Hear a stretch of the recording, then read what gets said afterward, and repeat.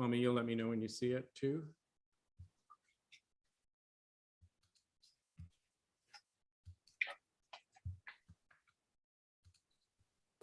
I got a notification that it's on. Great. Yes, we're live. I'm going to lock my door. No problem. I'm going to admit everyone. And yes, I see it too. Good afternoon, everyone. Okay, good. Good afternoon, everyone. I want to welcome you again to the Digital Media Speakers Series and our graduate colloquium.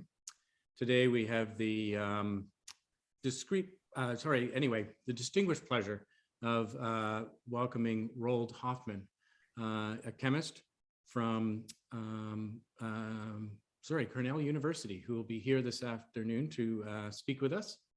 Before we begin his talk, though, I would just like to do our land acknowledgement. We are grateful and recognize that many Indigenous nations have long-standing relationships with the territories upon which York University campuses are located, which precede the establishment of York University. The university acknowledges its presence on the traditional territory of many Indigenous nations. The area known as Tekaronto has been carefully caretaken by the Anishinaabeg Nation, the Haudenosaunee Confederacy, and the Huron-Wendat. It is now home to many First Nation, Inuit, and Métis communities.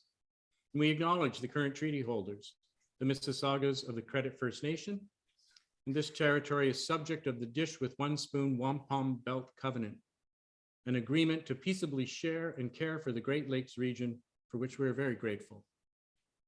In addition, we in the Department of Computational Arts and AMPD would also like to acknowledge that the virtual networks on which our activities and gatherings are cited are the product of Silicon Valley and the Zoom headquarters, which are located on the Muwekma and Ohlone territories. So thank you for that. As I say, today we are looking forward to a talk by Roald Hoffmann. Roald has been at Cornell University since 1965, where he is now the Frank H.T. Rhodes Professor in Humane Letters and Emeritus. He's received many honors throughout his long and distinguished career, most notable perhaps in 1981, the Nobel Prize for Chemistry, which he shared with Kenichi Fukui. At Cornell, Roald has taught introductory chemistry half of his time, and it's notable also for the many times that he has spoken to the general public as a presenter. And he's also the creator of a television course in chemistry titled The World of Chemistry, which has been shown widely since 1990. As a writer, Hoffmann has carved out a land between science, poetry, philosophy through many essays and 5 nonfiction books, 3 plays, and 7 volumes of poetry. So it gives me great pleasure to introduce you to a man who has distinguished himself across a number of domains. And we welcome and give thanks for his talk today. So with that, Roald, I'm going to turn the floor over to you. Yes. And you should be able to share your screen. I will try to share my screen here.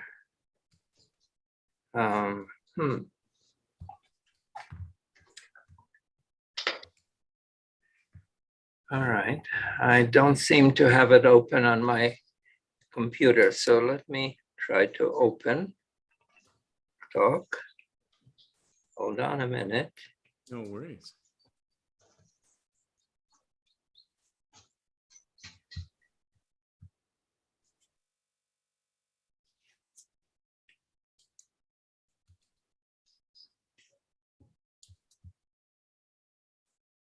Let's see. There we go. We can see it now. Can you see it now? Let me now go full screen. Hold on. Now, do you see it full screen? Absolutely. Okay. So thank you, Dr. Longford and Yvette, for inviting me to talk to you. The talk that I'm going to give to you is actually the product of a collaboration. And so I need to mention here right away the name of Jean-Paul Mondrieux, with whom I've co-authored three articles, 3 essays, which are long and which are the basis of this talk about simulation versus understanding. And they've been published in a leading chemistry journal, and it was a miracle to get those published there. That's another story. Jean-Paul is here. You see that we are of about the same age, and he works in Toulouse in France and is an old friend. And the age may have something to do with our outlook on things. But what I say is very much comes from both of us. Now, what it feels like to us in our field, in theoretical or quantum chemistry, as it's called, it feels like we are under a huge wave that's falling on us. And that wave is, its arms are machine learning, neural networks, simulation in general, and the use of artificial intelligence. It's growing around us. People are using it. People are hyping it. I'll show you some of the language. It's helping us, but also there is a lot of concern. And it's not just among us, but also in society in general, about this wave of artificial intelligence, which seems to be unavoidable. And it is also good in some absolute sense, or that's the question that we want to ask. As I said, attention is there not only in chemistry, it's there in every aspect of our society. There are deep moral implications of artificial intelligence and information technologies for all of us. We will survive, and Jean-Paul and I, being of a certain age, bemoan where we are heading. But we want to get out of that, and that'll be toward the end. And I want to sketch a future of consilience, and I'll define that word, which comes from Ed Wilson's vocabulary. And what I will argue, and in the end, this will be far out and will get me in trouble with chemists who will think that I've gone overboard. I think that the chemistry streak of creation provides in that conjoined future, which has both the chemistry and the AI, a passage to art and to the spiritual. And I'm going to argue a passage to the sacred in science. Along the way, we're going to say some things about staying human and about making our tools human. Now, throughout this, I'm going to refer to a certain sort of structure just to help me talk about this. There is a triangle here of mental constructs, which are words that we all know, but we understand in our own ways: theory, simulation, often numerical, and an idea of understanding. And in the sciences like chemistry, these are surrounded by experiment. Let there be no doubt that chemistry remains an experimental science and not a theoretical one, even as computers have intruded to a very large extent into this. So I'm going to refer to this triangle and the concepts in it. I want to talk first about understanding. So understanding is often quiet, tacit, a state of mind.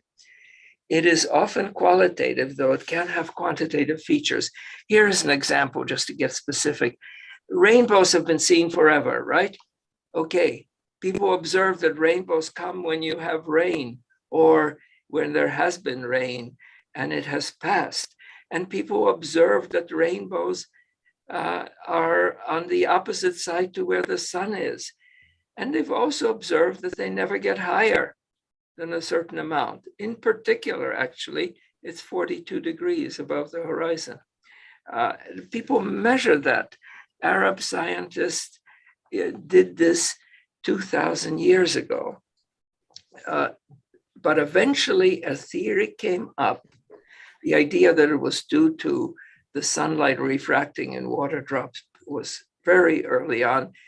The actual working out of this by Descartes and Newton, this is a picture from Descartes, one of Descartes' papers, was more detailed, and the quantitative aspect that out of the properties of water that did the refraction came the 42-degree maximum. That was not that easy to work out, but it was worked out, and it supported that quantitative number very much the qualitative understanding that occurred here. Explanation is the expression of understanding. There is a philosophical debate on whether explanation and understanding are the same thing. Generally, they're put together in our minds. Explanation is the expression of understanding, and as such, it is inherently more pedagogic and storytelling and other things too. The pedagogic aspect refers to the fact that it's pretty much impossible to separate explaining to oneself from explaining to others. And this is an argument for turning around the usual argument for teachers and students, and that is for focusing on the special role of teaching in enhancing understanding, not for the student, but for the teacher. That is, it's not a new thing. Seneca said it in 63, homines dum docent discunt, people who teach learn, loosely translated. Teaching forces you explain, teaching clarifies for both teacher and student, and everyone should teach. The second aspect of explanation is that it's in the nature of human beings to tell stories naturally and easily. It's there in science as well as in other things. There seem to be problems in telling stories. Some of them are just so stories, but actually, if you think about it, what else are hypotheses in regular science? Hypotheses are just stories. And the poverty of science is not that there are too many stories, it's that there are too few, that people aren't smart enough to think up the story which matches the facts to a greater extent. Because explanations come to us through stories, explanations are performative. There's someone standing in front of you talking, and the rhetoric is gone out of fashion, but rhetoric is an aspect of understanding. Now, some more thoughts about these words. Understanding and explanation have both strong elements of causality.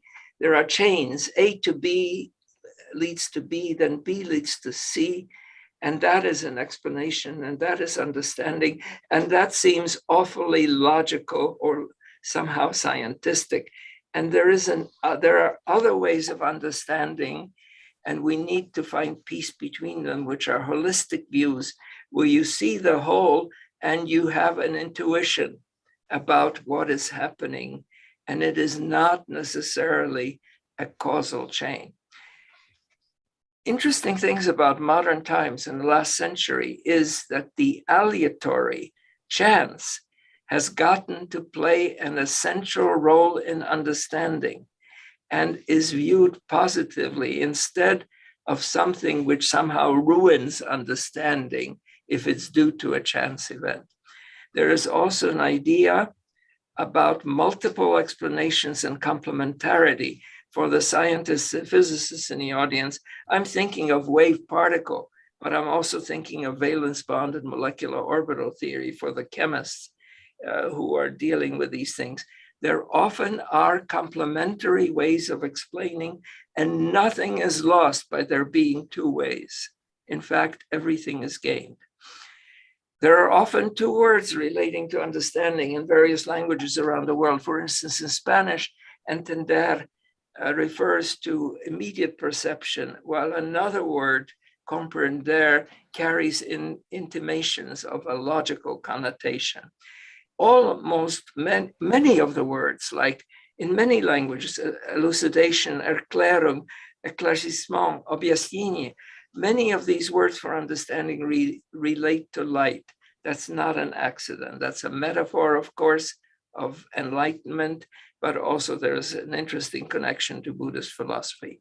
And that leads us to another thing from metaphor, and that is there is something about understanding which is inherently joyful. There is a special quality to understanding, a kind of emotional surge. Students get it as much as teachers. There is an emotional surge when it is attained, and that emotional surge is an important spiritual link between science and art, I will eventually argue. In terms of operational definitions of understanding in chemistry and physics, and bringing out some of the differences between the people who believe in simulation perhaps more, I have a certain definitions of understanding in chemistry, physics. To me, understanding in science means knowing the mix of different physical mechanisms that is behind an observable, because things happen not because of one reason. There may be several reasons, several pushes. And you have to understand the mix of different physical mechanisms. And then if you really understand it, you can make an order of magnitude estimate of the contribution of each. Notice I'm not asking for an exact estimate, just an order of magnitude estimate. My second operational definition of understanding means being able to predict qualitatively, the result of a reliable computation prior to making the calculation. That's understanding. The calculation is what it is. It gets the exact number, but it doesn't tell you the why. We'll come back to why. I have a simple operational test of understanding with my students. You do a calculation of the property of some molecule. If it comes out way off, you kick yourself behind until you find the reason that it came way off, assuming it's not garbage in, garbage out. There is a reason. You've missed some factor. You get it in. So once you get it approximately right, you check your understanding by making, of course, you don't stop there when you get it approximately right. You make a check on your understanding by making a perturbation of the system. A chemist would, for instance, substitute a chlorine for an OH in some molecule. And then you ask, can you predict qualitatively how the property will change if you make that perturbation? If the answer from the person you're having this Socratic dialogue with is, I have to go back and put it into a computer and then I'll tell you, then he or she doesn't understand it. But who does? The computer? The person who wrote the program? Nonsense. None of them understand it. That's what I would say. And here is the basis of the debate, which is going to be taken up in a number of ways. Coming back to these, I need to define theory. I've talked about understanding. Theory in dictionary, you get an answer which is not very helpful. A coherent group of propositions used as principles of explanation for a class of phenomena. You notice the word explanation is used in the theory. This is the cyclic nature of how many lookups in a dictionary do you need for the cycle to close? And yet people get to fire engines and write poems and do wonderful things in these imprecise languages. Theories, anyway, give answers to the why question. People in general believe that people believe theories because you understand more with one theory than another. So theories are believed because they explain facts more economically, and they blend with other theories so that you can sort of understand the whole universe. But really, in reality, other things go into accepting theories. And an interesting question, in the age of the kind of theories that are making the rounds of society, what does convince people that they are right, like QAnon? But for scientists, at least, making risky predictions on which people will disagree, is very important for the acceptance of theories. Aesthetics, this is a real problem.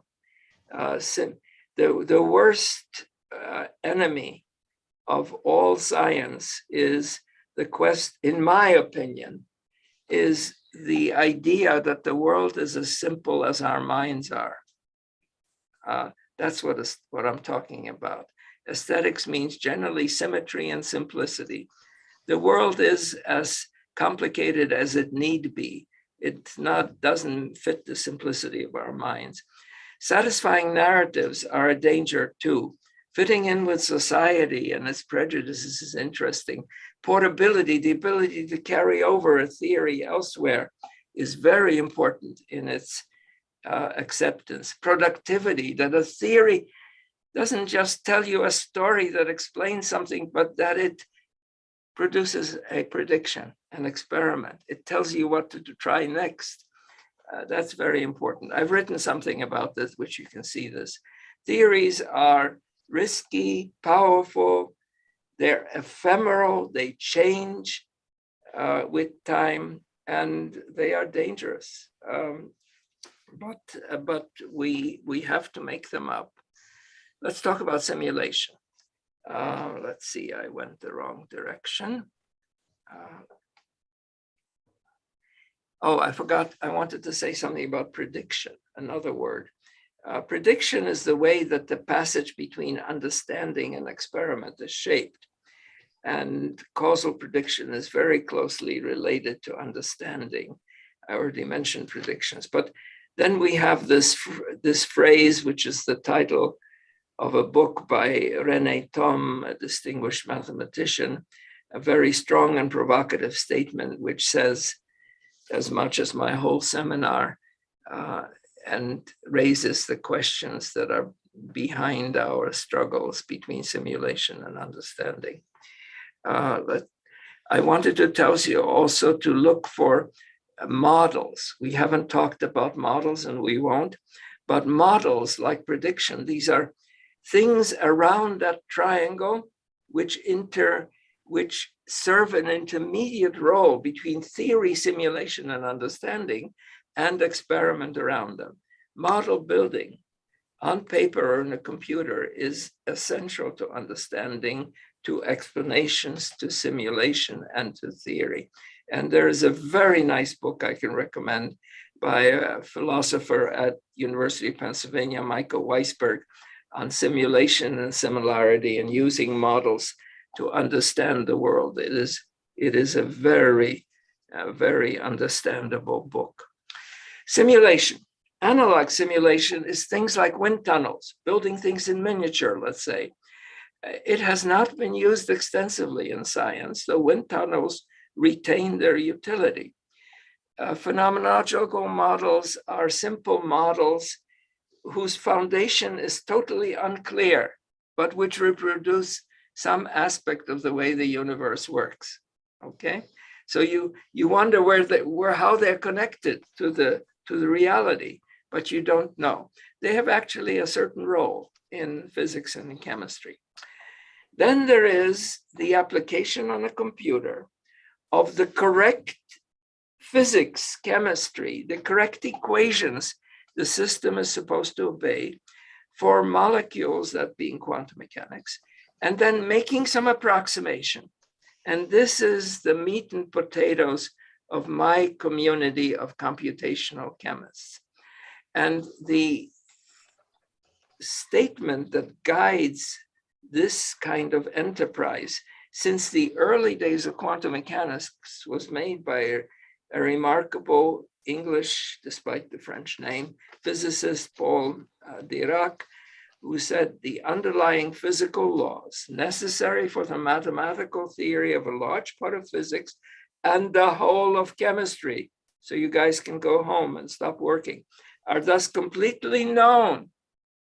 And the difficulty is only that the exact application of these laws leads to equations much too complicated to be soluble. It therefore becomes desirable that approximate practical methods of applying quantum mechanics should be developed, which can lead to an explanation of the main features of complex atomic systems without too much computation. He's got explanation and computation mixed up here in ways which I will try to unscramble, but they're almost impossible to unscramble here. But this is part of what we are struggling with.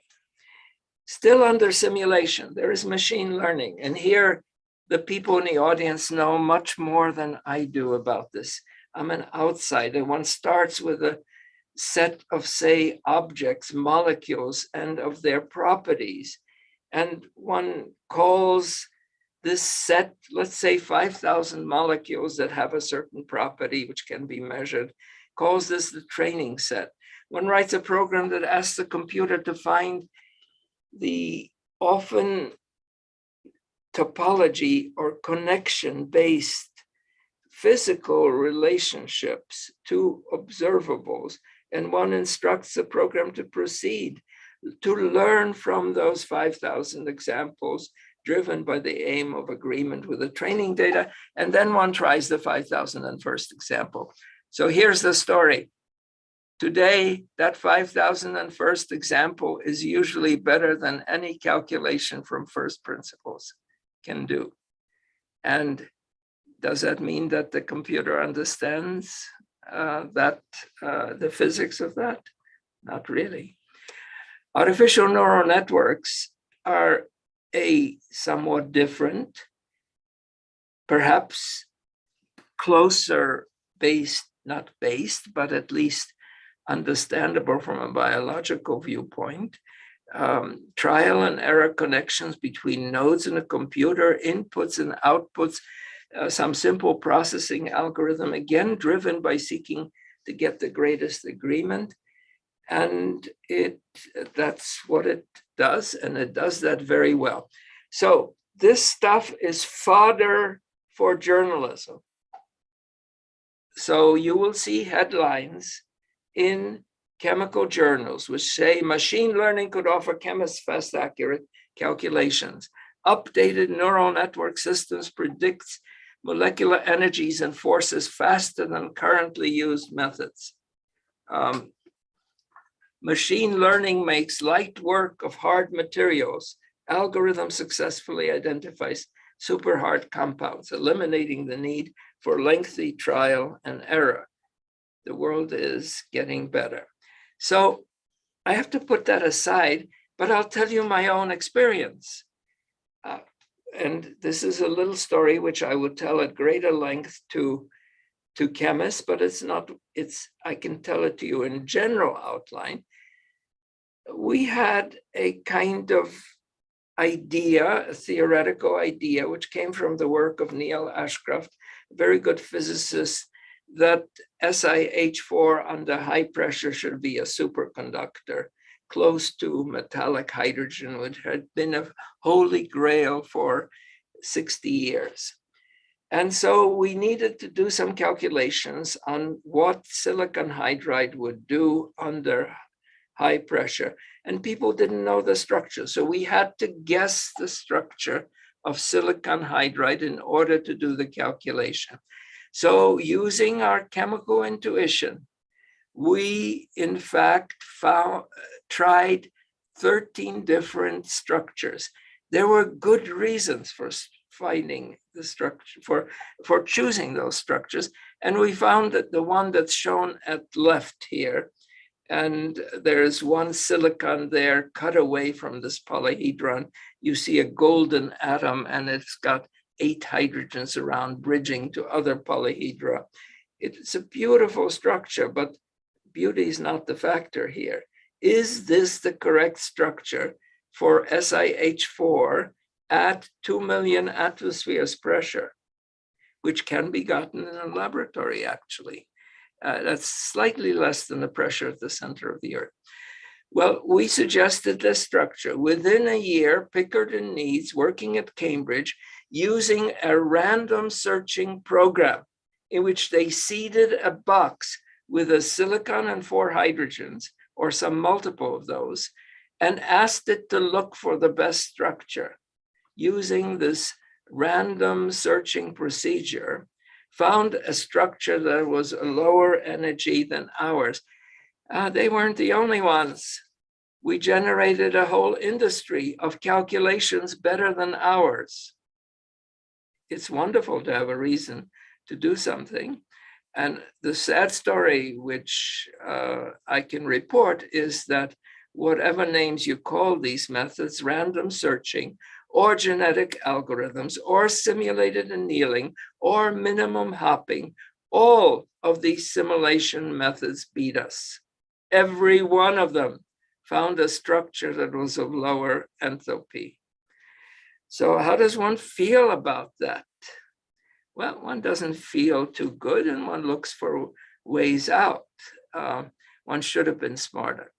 The first reaction to being beaten by a computer is that the computer finds the lowest energy structure, but it's the human being that sees in both structures the presence of 8 electron deficient 2 electron 3 center bonds, which means nothing to someone working with computers, but it means something to an inorganic chemist.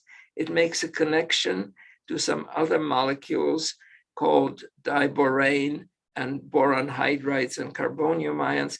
So what we did was we saw that the bonding in both the structure we found and the better structure that our competitors found, that there was something special about it. So we saw a connection. And in that is a clue to a future. And of course, the future is that one has to look for these connections. Okay, I would fight on. I'm not going to just happy with seeing that connection. I would say that the computer has gotten a publishable result that is better than our structure, but that computer understands nothing of chemistry and physics. And as I give that answer, I get ripostes. What do you mean by understanding? Who cares? Who cares that it's related to something else when what you want to do is to design a better drug or a better catalyst? And the last objection is, you're just a typical human being. And what human beings are best at is inventing self-justifications for failing to do things right. And that's what you've done here. Actually, we've done it better than you, and you're just sore about it. Okay, we have entered a great intellectual debate, that of artificial intelligence. You know the pieces of it. It's not a new debate. It started a long time ago in the 19th century. One could trace it. There was an important waypoint in 1980 when John Searle publishes a scenario called the Chinese room argument, in which there's a person sitting in a room with lots of Chinese English dictionaries. Being put in is some Chinese text, or maybe the person today has access inside his little cubicle to the latest version of Google Translate. Doesn't matter. They're sitting there, they're translating these phrases. They don't know Chinese, but the output they generate, which they put out on through another slot on the other side of Searle's Chinese room, is a pretty good translation of the Chinese. So the impression to outsiders is that the computer knows Chinese. I'm not going to tell you about DeepMind here beating at Go or Ego. Korean master. But let's make a quick jump to today, where the interest and progress is in quantum computing. And incidentally, Toronto is a world center in quantum computing. The picture here is of an IBM one. And for small molecules in the specific area of theoretical chemistry, which turns out to be a logical and relatively straightforward application of quantum computing. Quantum computing has solved the governing equations more accurately than any other calculation. It will soon do that for larger molecules. The best numbers of the future for molecular properties will be provided by quantum computing, the ideal simulation. And the interesting thing is that it'll give not only what you ask it, but all the other properties, some of which you can't measure. That's very interesting when it gives you a property that you can't measure, but yet which is a real property and maybe in the future could be measured. They will give you all of these accurately. And I would say provide no understanding. Okay, so now let me continue the dialogue with my opponent here, who is not here in person. So I already told you, I have a way of understanding the physics and the chemistry approximately. And my opponent says, if you don't get the number right, you don't understand it. You're just hand waving. That's what theoreticians do in chemistry, and not only in chemistry.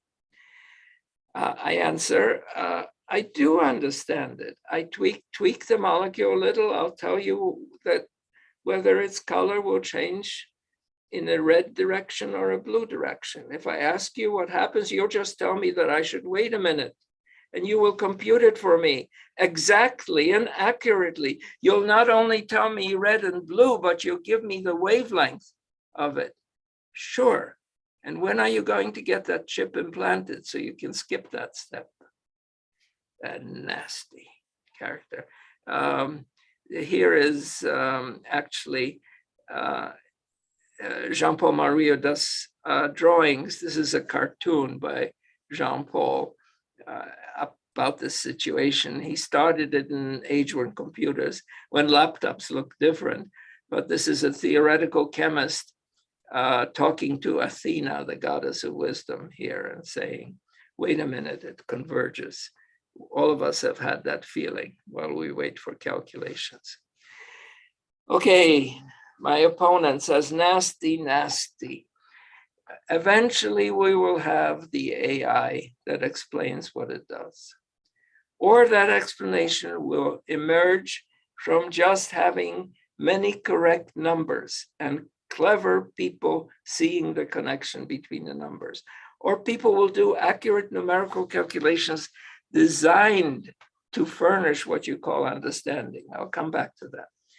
And my answer would be, no, this will not happen, because the programmer's psychology, the hacker psychology, is not attuned to getting explanations. It wants answers, things that work. Writing programs and debugging them leads you away from thinking there might ever be an explanation, an approximate, qualitative way. So I actually think the psychology is wrong. So the situation is dire in our field. In theoretical chemistry, the progress of machine learning and neural networks is that these tools compete so efficiently with the best calculations that start from first principles and make approximations that we will not compete. And a real worry is that what you will see about quantum chemistry is at the bottom. There'll be a little death mark after the name of the discipline, and it'll be around now. And we will follow the destiny of supermarket cashiers these days and of taxi drivers tomorrow. That is a real concern. Okay, I got to get away from my field. I'm not going to tell you all the horror stories of AI gone wrong in society, but let me tell you just some amusing ones along the way. Here is one where 20 years ago, a statistician working for Target, the supermarket, the stores, he was asked the question, can you figure out for us when a customer is pregnant, even if she didn't want us to know? Of course he can, from looking at her buying patterns. That's what big data is about. And they got so good at this that they figured it out before the young person who was pregnant even told their parents about this. And so they got into trouble that way. The second one is about the Wall Street Journal has documented that Orbitz, a travel website, if you log into it from a Mac computer, will charge you more for the same trip than if you log in from a PC. Why not? Why not, if you can do it? And you can, I don't have to tell you the logic behind that. Judging sexual preference is an interesting one. Michael Kosinski got hold of 200 publicly posted dating profiles from a website which identified sexual preferences and had photographs. And he then was able to establish a correlation between the appearance of a person, male or female, and their sexual preference, hetero or homo, and with 91% accuracy for men, 83% for women on a basis of 5 pictures. This had never been done before. Human beings are not much above statistical at doing this. So these are the kinds of things you know about. One goes on from these to other things, surveillance, and not, which could be bad if we're talking about the Chinese doing it to Uyghur populations, or they might not be so bad if it's the British doing it to catch some Russian intelligence agents poisoning somebody. Military uses are very scary. Autonomous uses. Here is a piece of literature from the military literature. Several military experts and roboticists have argued that autonomous weapon systems should not only be regarded as morally acceptable, but also that they would in fact be ethically preferable to human fighters. For example, roboticist Ronald Arkin believes autonomous robots in the future will be able to act more humanely on the battlefield for a number of reasons, including that they do not need to be programmed with a self-preservation instinct, potentially eliminating the need for a shoot first, ask questions later attitude. The judgments of autonomous weapons will not be clouded by emotions such as fear or hysteria. There is actually a journal of military ethics, which is interesting, and it has some interesting articles. Of course, I think this is not good. Taking a life, even just hurting someone, cannot be delegated to an algorithm. With that action comes moral responsibility. And were we to pass on to that world, then our society has failed us, and we have failed it. Okay, I have to stop, take off the dark glasses. Jean-Paul and I have looked for good things. We have looked very hard, and in particular in our field, theoretical studies which have led not just to numbers, but to understanding. That's what we've looked for. And we found a few. I'm not going, they're technical, so I'm not going to tell you in detail. And one of them has to do with specifics of forming carbon-silicon bonds, and some beautiful work from the group of Francis Arnold at Caltech, which has combined machine learning and a stochastic a process of directed evolution to evolve enzymes that do this reaction particularly efficiently. And then I found a solid state physics paper which looks at amorphous silicon, which is one form of semiconductor. And these people, of course, did what to me is the obvious, but which so few people do. So that's the reason that Jean-Paul and I are sore, is not that people do these things. Do these things, I mean, use machine learning and neural networks in order to get a better number. I don't mind that. I like it when it's used in the evolution of a drug, but that they do that and don't ask the question of why, that they don't do it and do the most obvious thing, which is to look at the most successful examples, the set of good results, and ask what they have in common. That's what I don't like, that they don't do that. So I would say someone has not taught them, but and the answer is they will learn someday. And these people did do exactly what I just described. They looked at the best examples and they found a reason and related it to other physical reasons. The other thing that's positive is that there is a general concern in the AI field. And for all I know, there may be people working in your department or your university on this. And that is about intelligible artificial intelligence. That is AI, which can explain itself, which may mean explain it in human terms. And that is, there is some interesting philosophical questions there. But the article about sexual preferences that I got one case from was, this was the headline. This was the art that the New York Times used for its caption. It's more than that. Governments have put their money into intelligible artificial intelligence. Here is DARPA, a major source of funding in the United States. I don't know how much of it reaches Canada. This is the Defense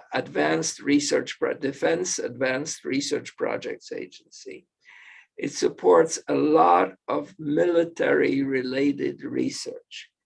And it has very intelligent people running it, which means that some of it is not very military directed, or at least can be seen in other ways.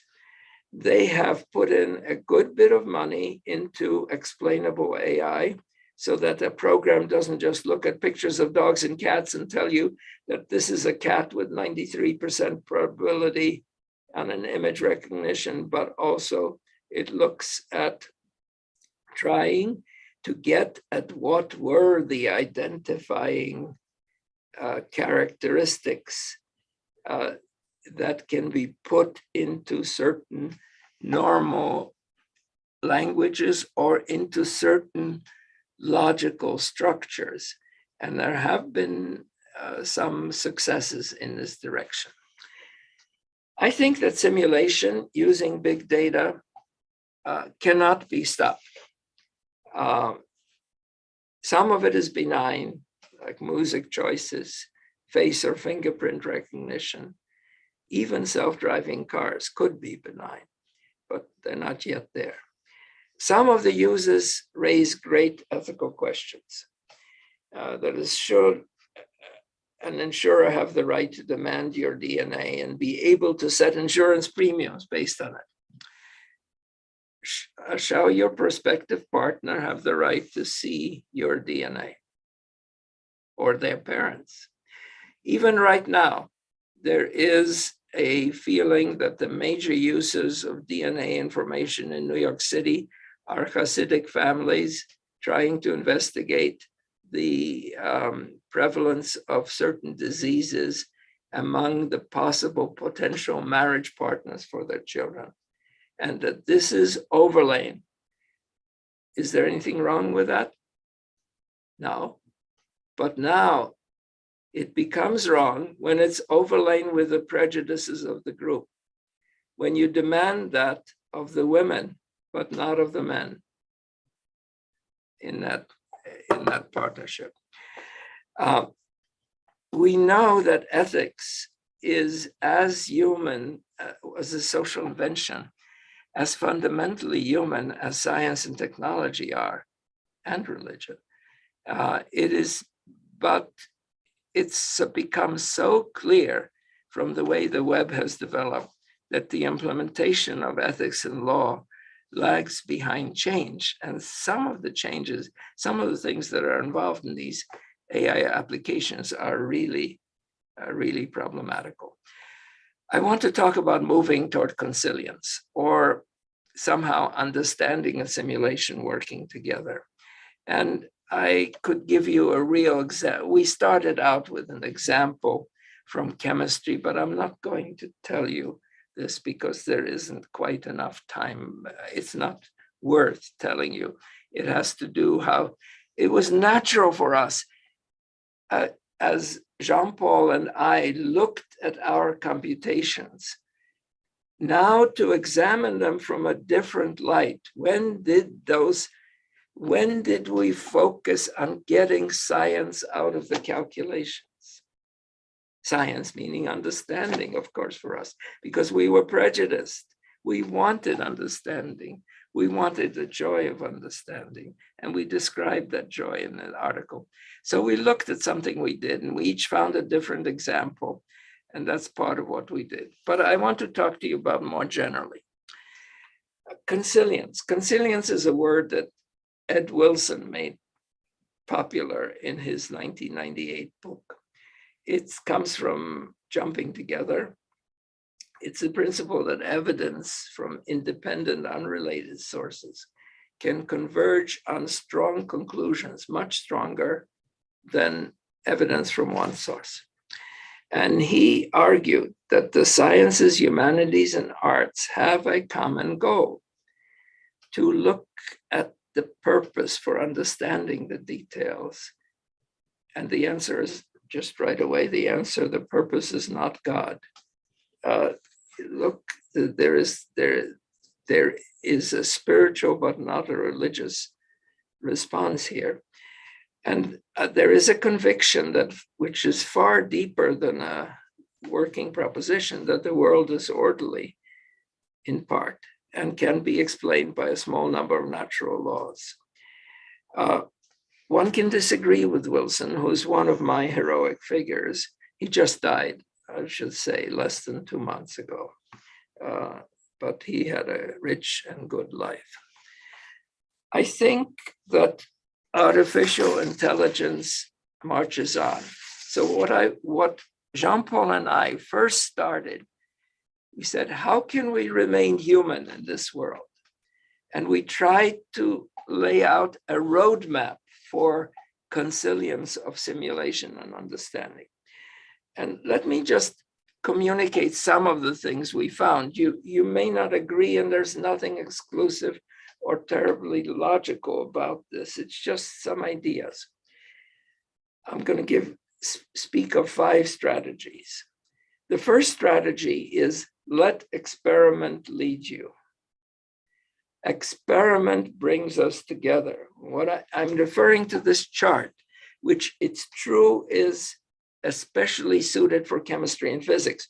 But what we know is that experimentalists ask the theoreticians 2 things. One is qualitative. Can you explain to me why this set of molecules are conductors and not the others? Can you explain to me this property of a set of molecules? And the second demand that experimentalists often have is just as often numeric. Does this molecule bind to a particular protein or does it not? Or with what is the binding constant? Tell me the value of that property. it's human to both want numbers and sometimes to want understanding. It's a joy to get both. And what I mean by this first strategy is that experimenters remind both theoreticians and simulators that both are needed. So the dialogue is very important. Okay. The second strategy I already hinted at when I talked about my first reaction to those calculations that beat us. This is move up one meta level. And I don't mean here Facebook meta, but move up one meta level to the relationship of things, facts, molecules to each other. A computer can do statistics, but it can't discuss the chemical bonding. So whenever somebody gives you something, don't stop there. Ask about its connection to another thing like it. The third strategy is play. There's this phrase, Latin phrase, homo ludens. It's actually the title of a book, now quite old, but it's looked of human beings as playing. Don't just calculate what needs to be calculated. If you have a reliable tool, for God's sake, play with it. Try out things. Yes, to play for the fun of playing, but play for it for good reasons, to build understanding by varying things in the same way that you do science anyway. The fourth strategy is also apparent from something I've said, teach. If someone brings you the result of a simulation, next time someone gives you a seminar and gives you a result of a simulation and tells you how good they are, then ask, what have you learned from getting that number that I can teach to others? Or what do you teach from that number? Don't allow anyone to escape teaching. And that goes as much for chairmen of departments and full professors as for assistant professors. Teaching is good for you. Teaching is a strategy for learning how to understand.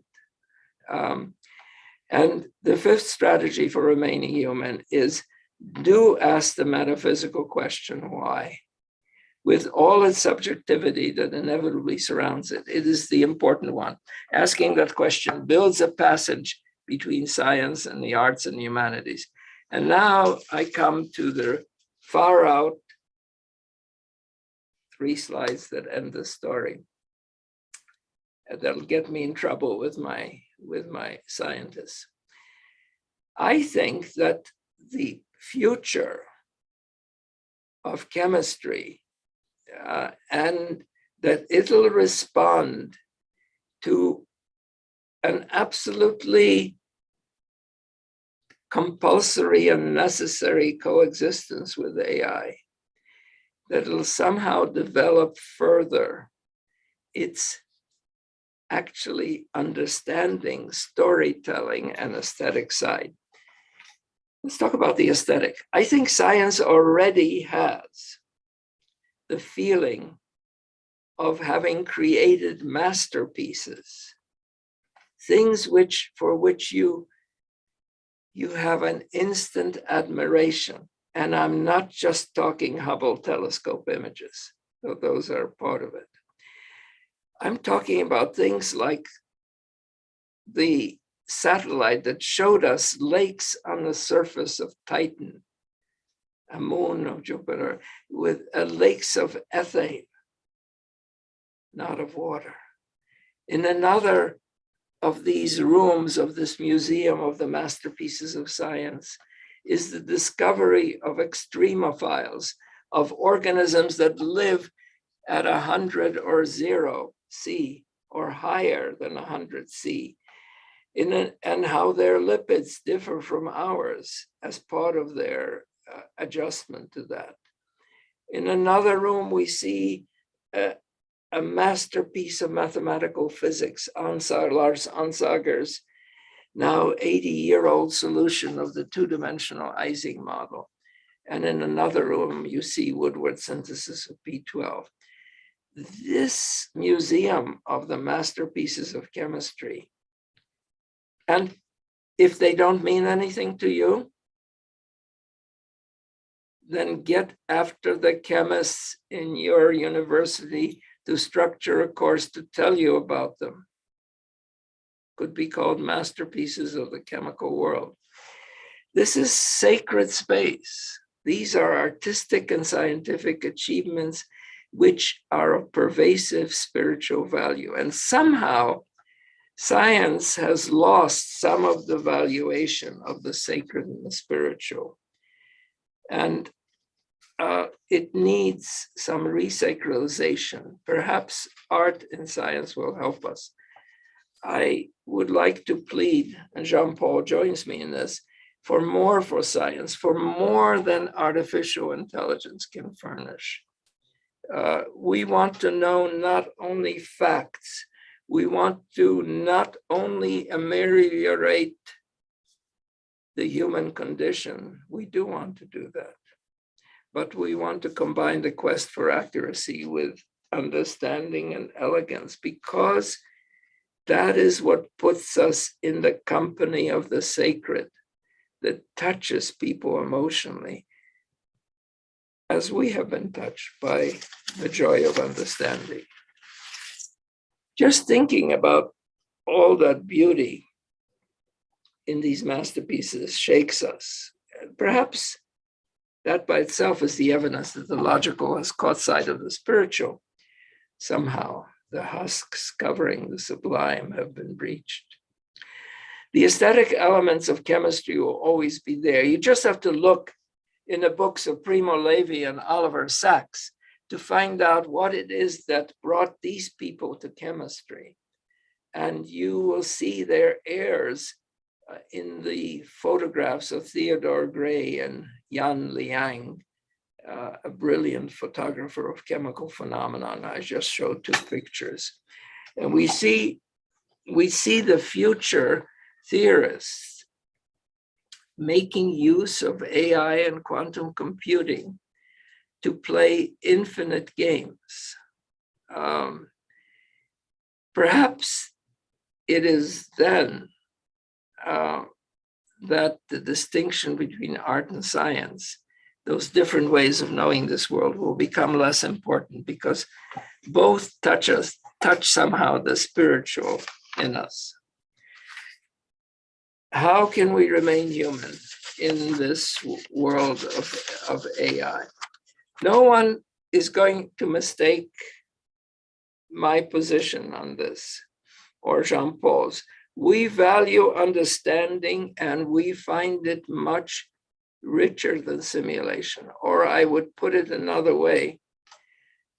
We would advise simulation to do everything they can to reach for understanding, because that's where the spiritual and the joy is in the world of knowledge.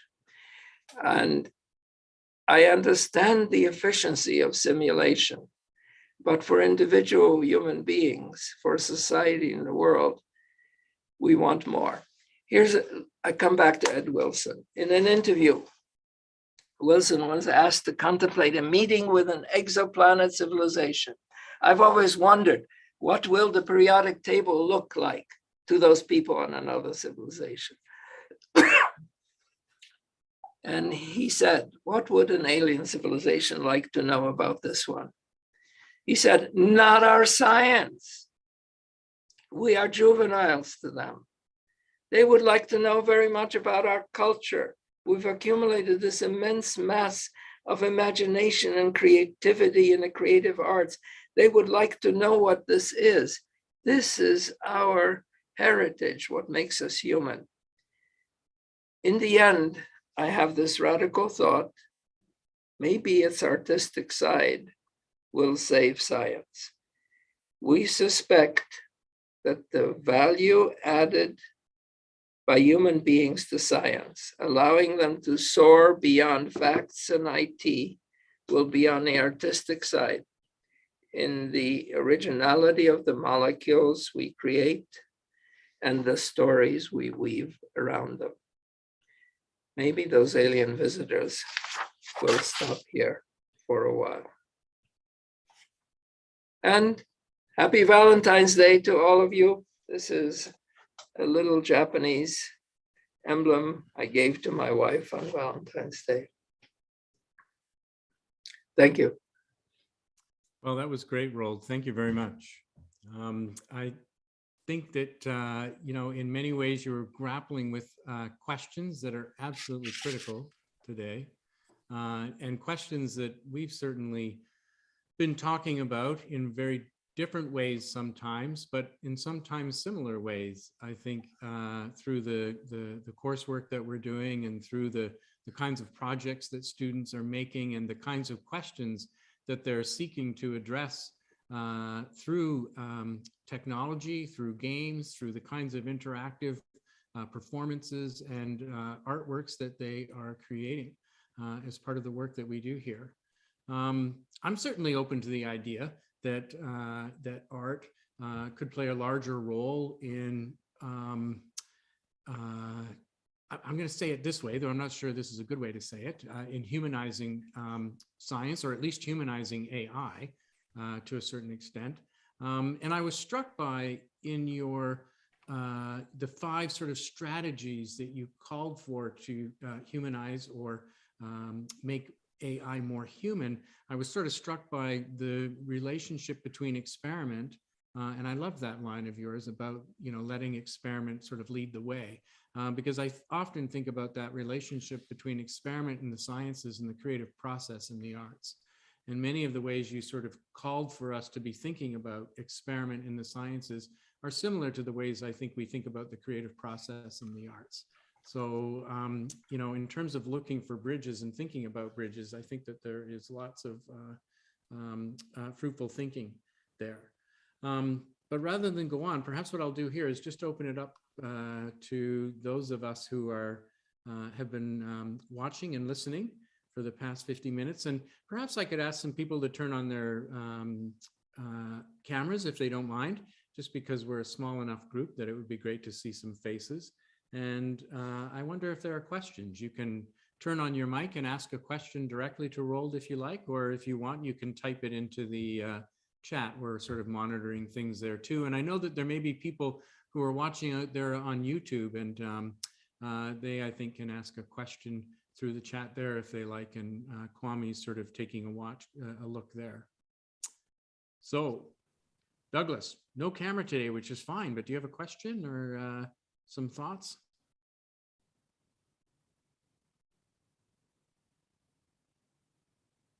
I believe Avi had a question.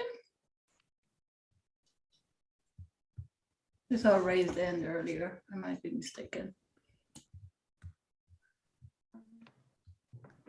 Actually, I have a maybe a feedback or comment. First of all, thank you so much for this wonderful presentation, and it's a really made me think about a lot of things. I come from artistic background, and I don't have as much experience working with AI, but I'm very much interested in this field, and I do work with computational processes, simulations, and I'm really interested in geometry and generative work.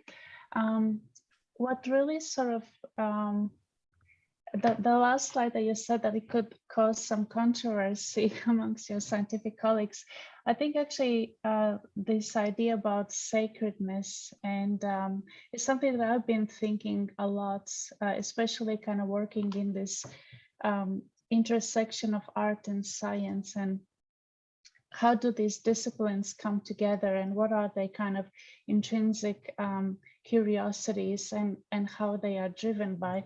And I feel the artists are perhaps work on more kind of looser grounds, not so much maybe like hard facts, but it's more driven by inspiration and kind of non-physical things that you can't really put your finger on. But what really sort of made me think about this relationship to sacred, and not in a certain in religious kind of context, I feel that, for example, in terms of the physicists, chemists, and a lot of kind of scientists, researchers who are working with this natural phenomenon, the world that we live in, and sort of like trying to discover different things. I feel that to me, this is that element of sacredness, is this natural world that is still mysterious, and we are kind of tapping into through these different forms, instruments, experiments, and kind of researching like a little strands of this much bigger universe that actually we all looking at it and we all exploring it. And to me, that is what also links us as a disciplines, that we are all after the same thing, even though we call it different names or descriptions. And I feel like it's really about this kind of the key is the life itself, and you know how it came to be and how is it sort of I don't know, to me, like I love this idea about this sacredness, and I think it's really important to not lose that, and maybe also become aware what is for example the phenomena that we are exploring is very much the nature itself. Yes. And I think to me, that is what is that sacred element. So the words sacred and spiritual are really scary to lots of scientists, or were. But one interesting thing is a number of scientists are religious, but the particular fear of those words, sacred and spiritual, is because of a partition between science and religion in the 19th century. The first president of Cornell, Andrew Dixon White, wrote a book in 1890 called The History of the Warfare of Science and Christendom from the Beginning.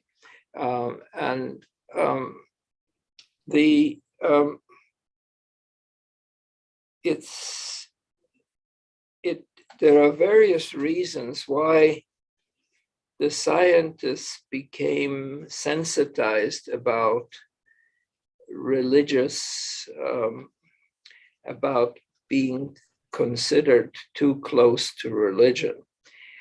But I think it's something that one can overcome by scientists slowly, and this is what, in part, what was behind my imagined museum of the masterpieces of science. That there's just, and although I said not the Hubble telescope images, but the Hubble telescope images, I think, are the best argument for the spiritual in science that has occurred naturally within science. They are so amazing. And that when you get scientists to relax and look at these, other things that are equally amazing are movies like Microcosmos or close-up images of insects or bacteria. These have such great inherent aesthetic appeal. A little light on the emotion. Sometimes the emotion is introduced as a result of anthropomorphism that you could argue about, like thinking of penguins in a certain way. But some of it are just, the images are so beautiful. They speak for themselves and they induce a spiritual, and what I want to do is I'd like to add to these field-specific other spiritual things recognized as masterpieces of human creation. Then I have to make a bridge to nature, because I just said masterpieces of human creation. That, incidentally, is one of the links that is underexplored between science and art, and that is the recognition that art is not natural. What I mean by that is, I don't mean it is natural, of course, but what I mean is sculptures don't grow on trees, right? Sculptures are made by human beings. And that recognition that the path between a sculpture and a chemical molecule is not that different. That's what I would like to enhance, to build part of the connection to art. It comes from the work of human hands is also important. I haven't talked about crafts. I'm very interested in crafts philosophically, the idea that you do things with human hands. They may also form a link to computing in a certain way.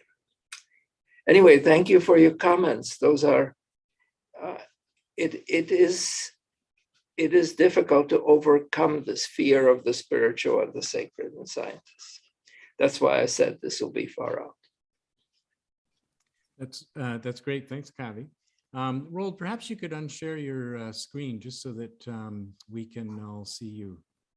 And unshare my screen. Absolutely. Yeah. I'm so sorry. Great. Now. That's great. Better. Thank you. Yes. I know that Mario had a question and somebody else had something to interject there. Yes. Hello. Yes. Thank you very much. Thank you very much for this talk. It was really, really interesting. So my name is Mario Kren. I worked in the group of Alana Spuro-Gusic, and we very much enjoyed your free texts from 2 or 3 years ago. They actually started a huge discussion in the group. So this was really, really influential for a number of follow-up projects. So now it is very great to hear you actually talking about this topic. So thank you very much. I would have one question about the statement that you made, that you say the computer can not understand at all. And I would like to ask as a scenario like a Turing test. So imagine the computer finds some, as you said, some molecule with some very good properties with simulation, but then a human could actually start to communicate, and the computer starts to try to explain why those molecules have this property, and the human, if it doesn't understand, can ask follow-up question. And let's say the human doesn't even know that they are talking with a computer. They don't know whether they are talking with a human or a computer. And in the end, the human would understand, and the human would not know beforehand whether it talked to a human or a computer. Would you then say that the computer had something like understanding, or what property would you describe this computer to have? Yeah, I'm very curious. Thank know. you. I was obviously dealing in hyperbole. I was making a rhetorical point. I know also there are computers that have come up with numerical regularities and that have constructed problems in number theory often of the nature of Ramanujan sum, some peculiar sum that gives up some number, that have constructed things which human beings have not seen and which human beings would judge as being interesting. So that's another thing which interests me, is the word interesting. What is in it? What is buried in it? And I've written an American Scientist column on it, but I'm thinking all the time about what I mean by interesting. I have exaggerated my struggle with computers. All my life is tied up.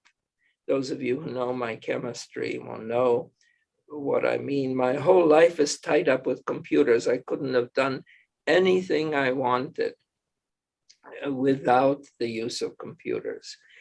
But I began life I was blessed. I was blessed with an approximate method of solving these equations, which I mentioned, which was sometimes reliable, piecewise reliable. And everyone else in the context of criticism, which pervades, for instance, the review of a paper, would focus on where this method made mistakes or went wrong. But I knew where it went wrong, and so I then knew what it got right. So being given a method that was approximate and sometimes wrong was a great benefit for building my intuition.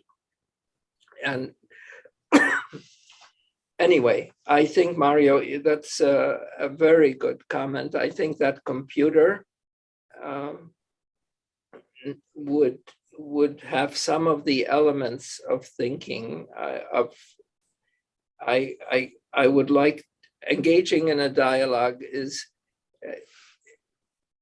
connected with teaching, one of the other things that I talked about.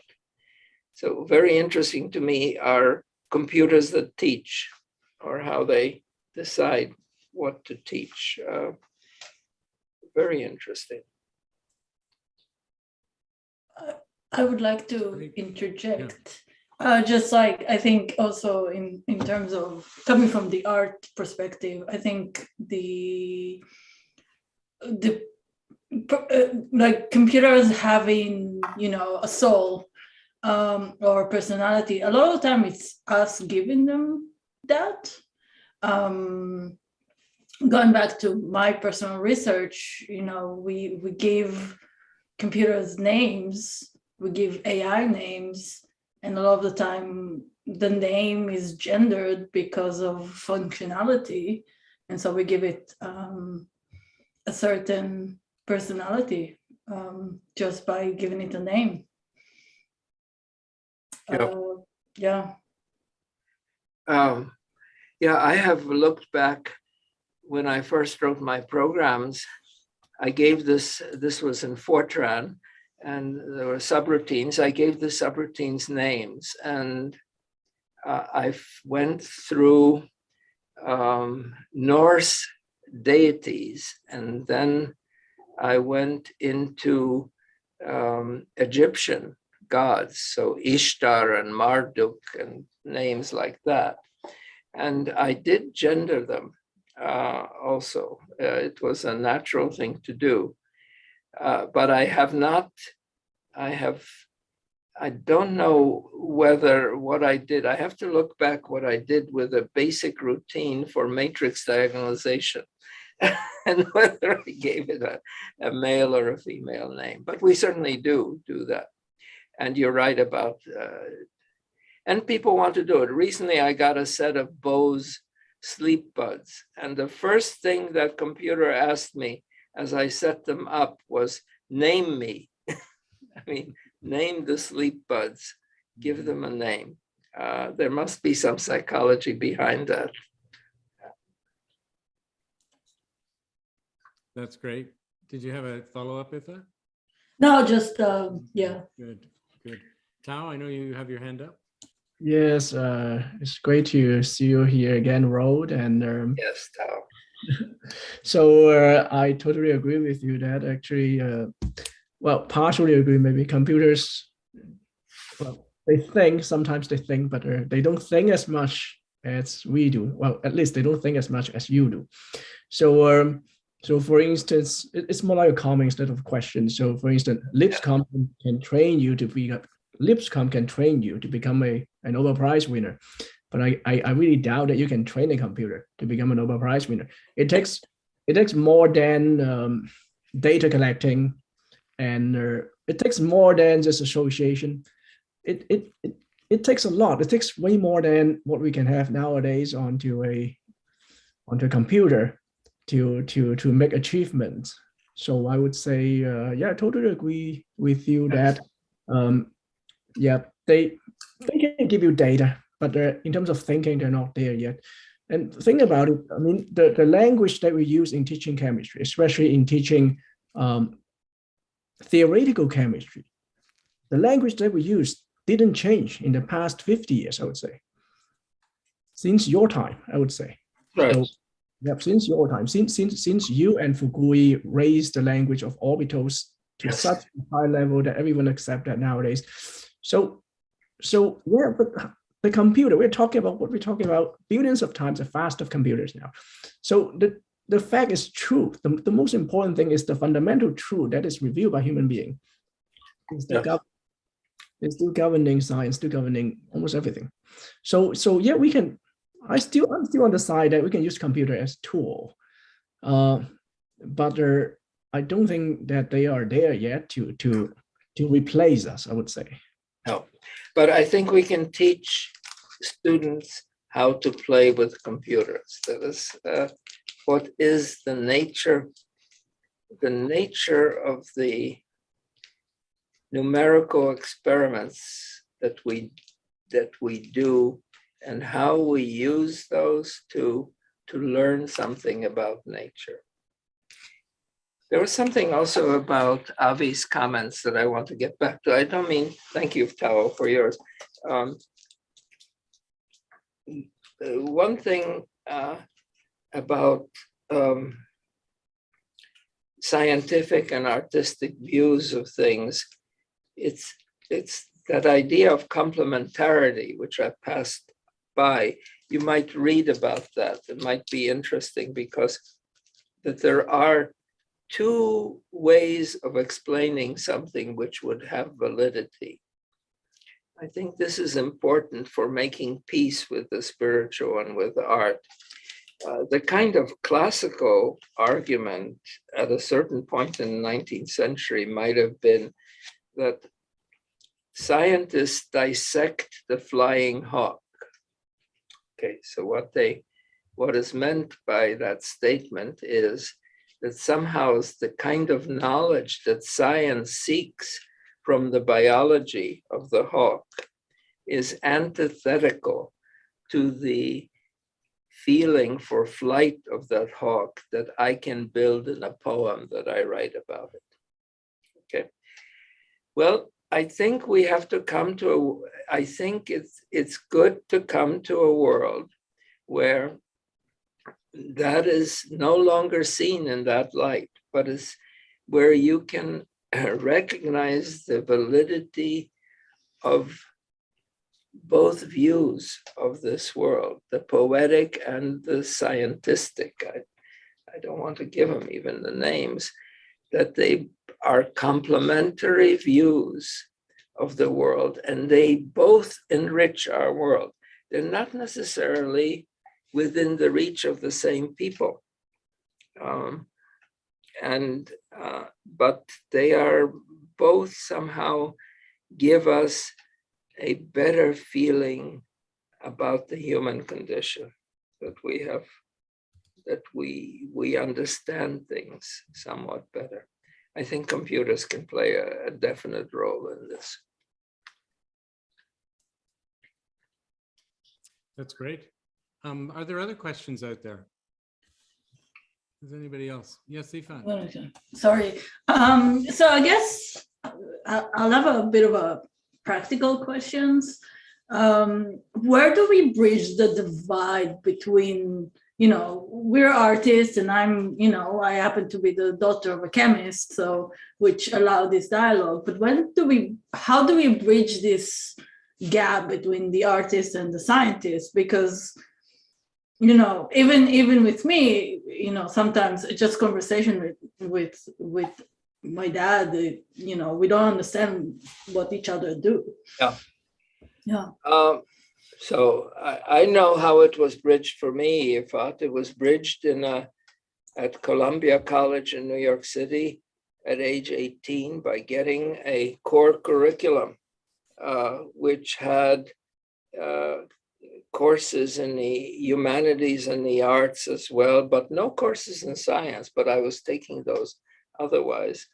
By certain core courses gave me an exposure to the arts and humanities. I think that really was the beginning of my life in that way. Now, how to, it's hard, and within the university setting, we have a continual trouble in getting scientists to teach courses that are comprehensible to people in the arts and that can form the bridges so that they can ask the questions.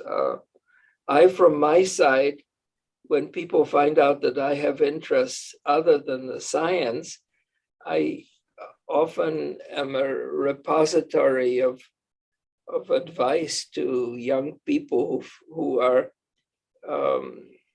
under pressures where they feel they cannot keep their passions, which may be in music or in literature, because they have to have a profession. So that to free those people, to show them that you can do both is very important. It's hard to do both. Anyway, you are right. It is hard to find that ground which can cross over between the two. I think for me, that college education did it.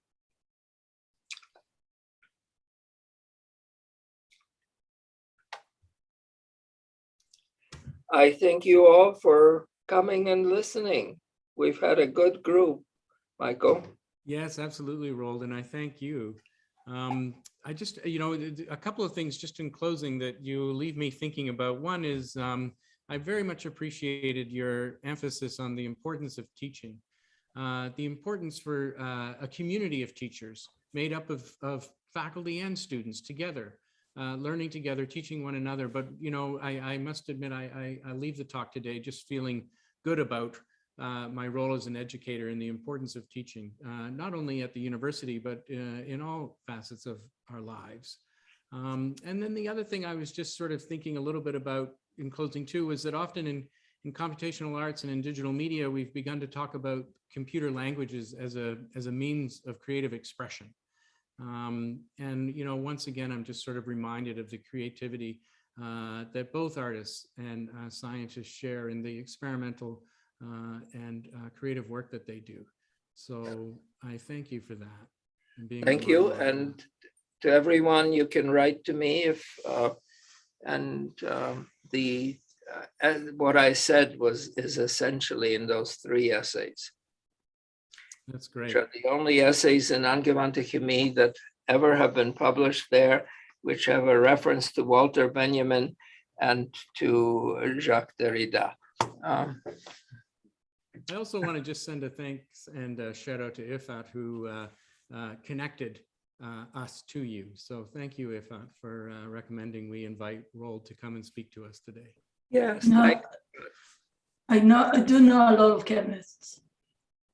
You do. Yeah. A lot. Oh, that's great. All right. Well, thanks everyone. It was great to Thanks. see you here on this. Deborah. Yeah. And thanks again to Roald for coming to talk to us. Good to see you. Yes, Roald, you can email me about what we talked about earlier. Yeah. Yes. Okay. All right. Thanks, everyone. Thanks.